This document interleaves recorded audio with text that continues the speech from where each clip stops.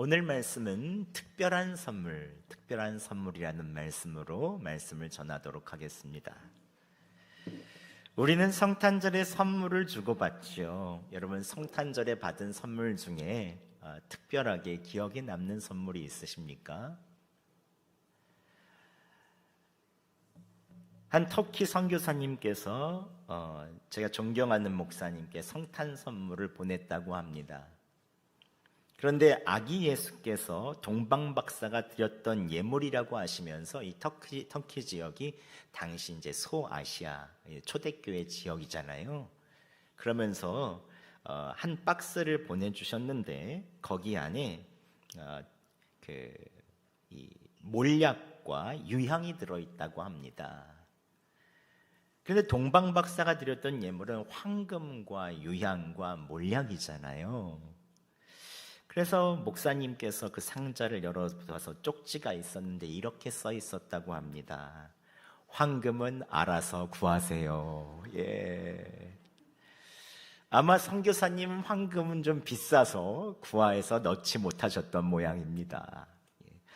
여러분은 성탄절에 받으신 기억나는 선물이 있으십니까? 우리는 성탄절에 선물을 교환하거나 카드를 주고받죠. 왜 그런 것일까요? 이 세상의 다른 종교들은 그 종교의 창시자의 생일에 서로가 선물이나 카드를 주고받지 않습니다. 왜 유독 기독교만 예수 그리스도의 탄생하신 그날에 선물과 카드들을 주고받는 것일까요? 왜냐하면 성탄절은 하나님께서 우리에게 최고의 선물을 주신 날입니다. 그 최고의 선물은 바로 예수 그리스도시죠.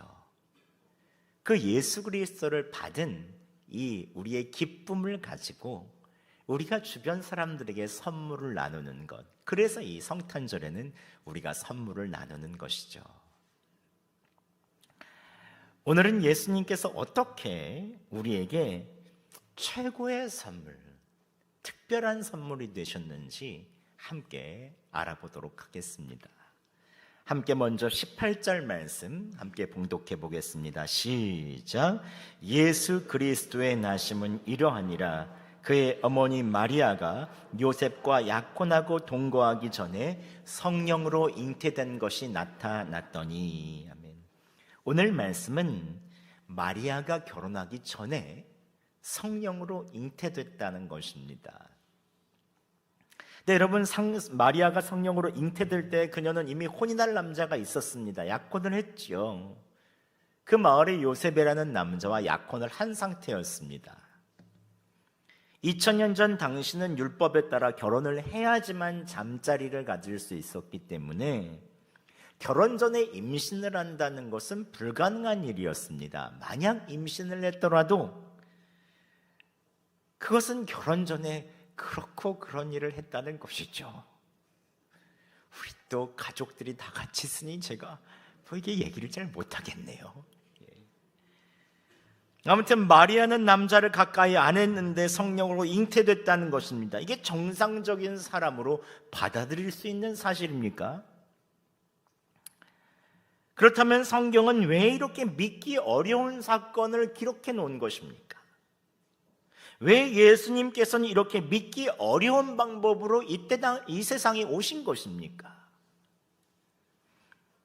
여러분, 그렇다면 하나님의 아들다운 하나님의 영광에 걸맞는 방법으로 이 세상에 오는 방법은 어떤 방법일까요? 예수님께서 이 땅에서 내려오실 때 하나님의 빛나는 영광과 광채에 맞는 방법으로 이 땅에 내려오셔야 어울립니다.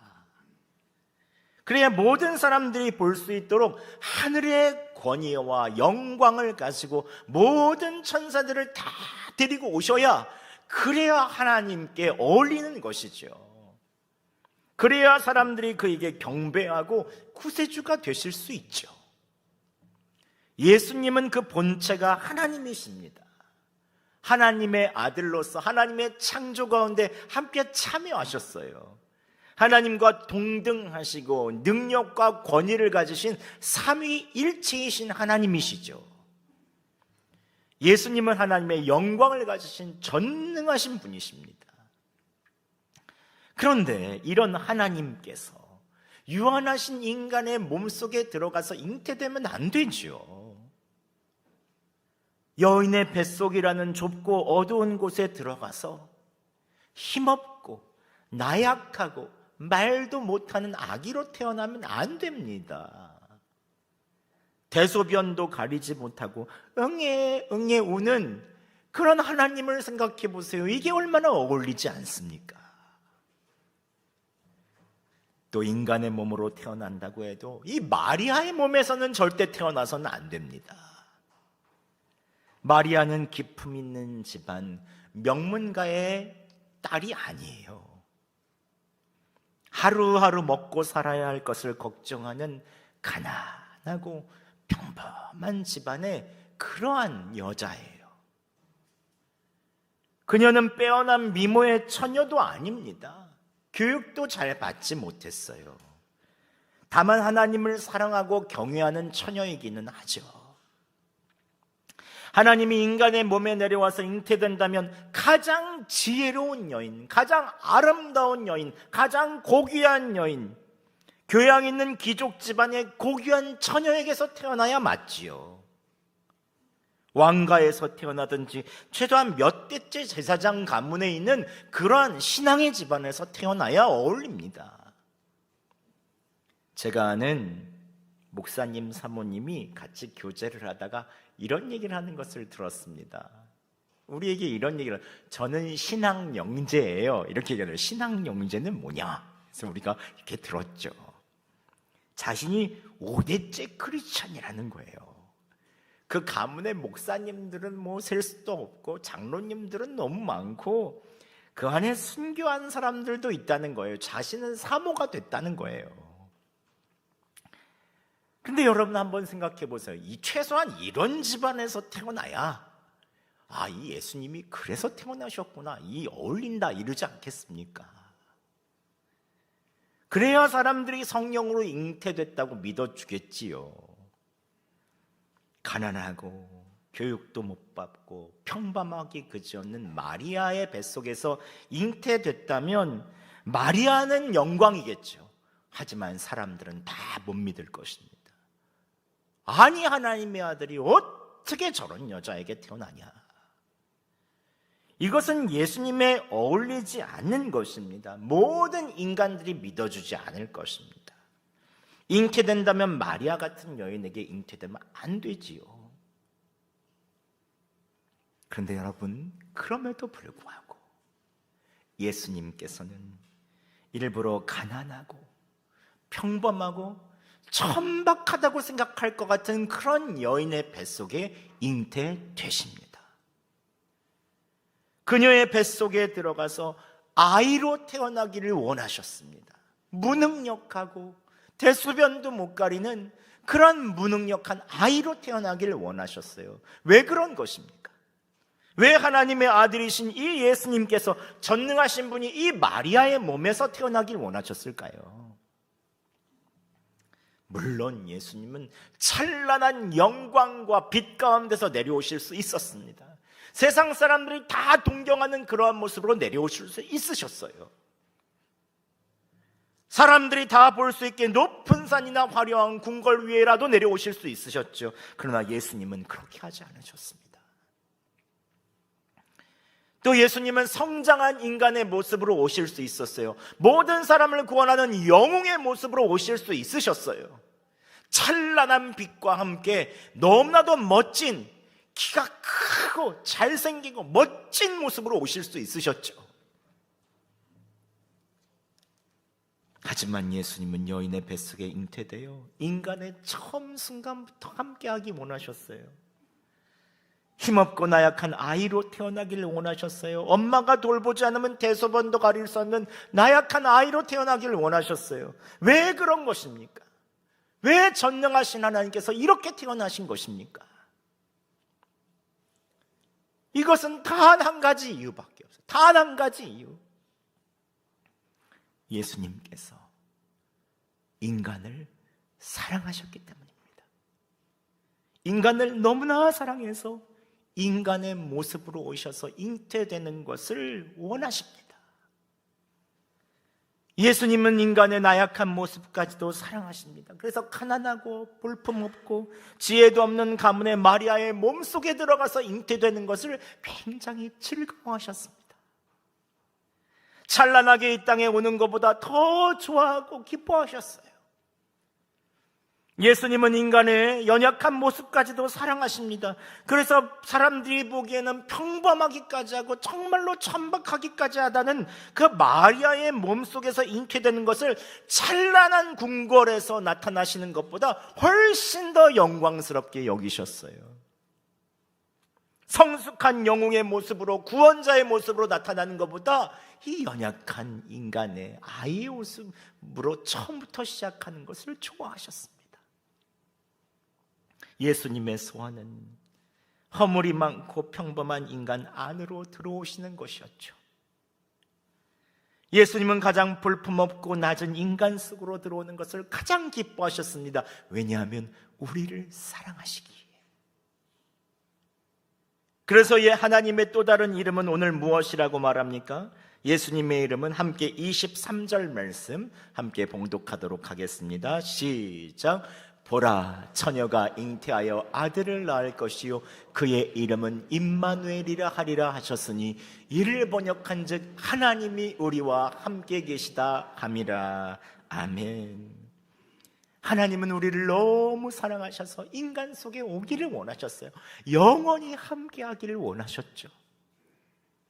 그래서 가장 낮고 천하고 보잘것없는 사람을 선택해서 그 속에 잉태하시고 내가 너를 사랑한다, 내가 너와 함께한다, 나의 이름은 임마누엘이다 라고 하는 것을 가르쳐 주시며 특별한 선물로 우리에게 오신 날이 바로 성탄절입니다. 이게 바로 성탄절의 핵심이죠. 예수님은 자기가 사랑하는 자 속에 들어가길 원하십니다. 그 사람의 경제적인 상황, 교육 정도, 사회적 지위 그런 거 절대 보지 않으십니다. 예수님은 자기가 사랑하는 자 안에 다 들어가기를 원하시는 거예요. 그런데 더 놀라운 것은 예수님께서는 하나님을 사랑하는 마리아뿐만 아니라 우리의 마음속에도 들어오기 원하신다는 거죠. 우리의 몸속에도 들어오기를 원하세요. 계시록 3장 20절 말씀 우리 함께 봉독해 보겠습니다. 시작. 볼지어다 내가 문 밖에 서서 두드리노니 누구든지 내 음성을 듣고 문을 열면 내가 그에게로 들어가 그와 더불어 먹고 그는 나와 더불어 먹으리라. 아멘. 예수님께서는 그를 믿는 자에게 들어오셔서 함께 생활하기를 원하시죠. 우리 함께 밥 먹자, 우리 함께 일하자, 내가 가는 곳 나도 같이 가자. 주님은 항상 우리와 함께 하길 원하십니다.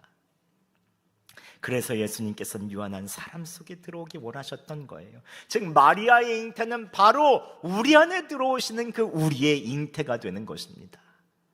이게 바로 성탄절의 가장 큰 선물이고 특별한 선물이죠.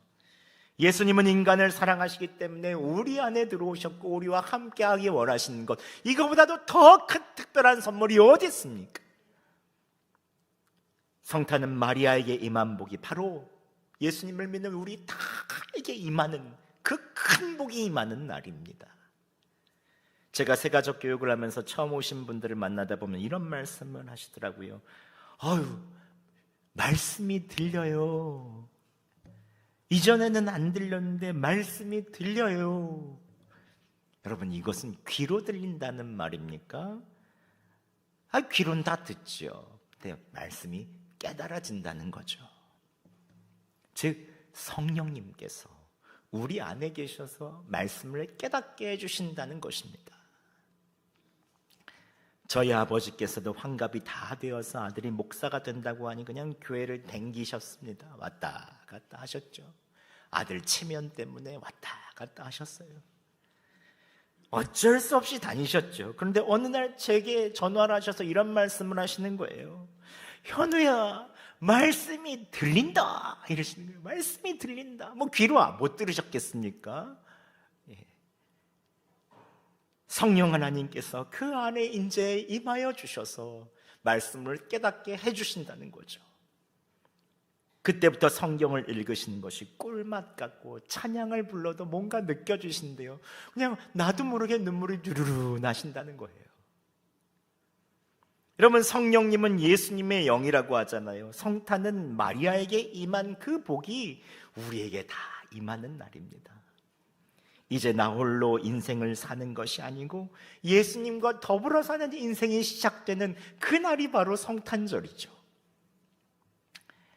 성탄은 마리아에게 임한 복, 이제 예수님과 더불어 함께 사는 인생이 되었다는 것을 선포하는 날입니다. 가톨릭에서는 이 마리아를 성모라고까지 합니다. 그만큼 복받았다는 거죠. 마리아는 그만큼 복된 인생을 산 것입니다. 비천하고 가난하지만 하나님이신 예수 그리스도를 잉태했죠. 마리아의 몸속에 전능자, 창조주가 계시는 것입니다. 하나님을 잉태했다니 마리아처럼 복된 인생이 어디 있습니까? 그는 하나님의 특별한 선물을 받았죠. 하지만 마리아만 특별한 선물을 받았나요? 마리아는 10달 동안만 예수님을 잉태했지만 우리는 영원토록 주님께서 함께 해주시겠다고 약속해 주셨습니다.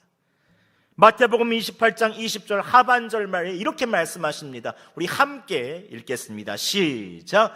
내가 세상 끝날까지 너희와 항상 함께 있으리라. 아멘. 오늘 성탄절을 맞아서 오늘 예배드리는 모든 성도들은 특별한 선물을 받았죠. 우리는 모두 복받은 사람입니다. 그것은 예수님이 마리아의 몸에 잉태되듯 우리 안에 지금 함께 계신다는 것입니다. 성탄은 세상에서 가장 복받은 사람들이 누리는 사랑의 사건이죠. 그래서 성탄을 맞는 우리가 가장 복된 사람들입니다. 여러분, 축복받았다는 것을 믿으십니까? 아멘. 그래서 우리는 찬양하는 것입니다. 오늘 찬양대의 칸타타를 통해서 하나님을 찬양하고 우리들도 함께 성탄의 기쁨 가운데 찬양하는 이 복된 날, 이게 바로 성탄절이죠. 여러분, 오늘 특별한 선물 모두 다 받았다는 것을 확신하고 누리시는 여러분 되셔서 또 세상 가운데 나가서 그 선물, 나와 함께 하시는 예수님과 동행하시는 여러분 되시기를 예수 그리스도의 이름으로 축원합니다.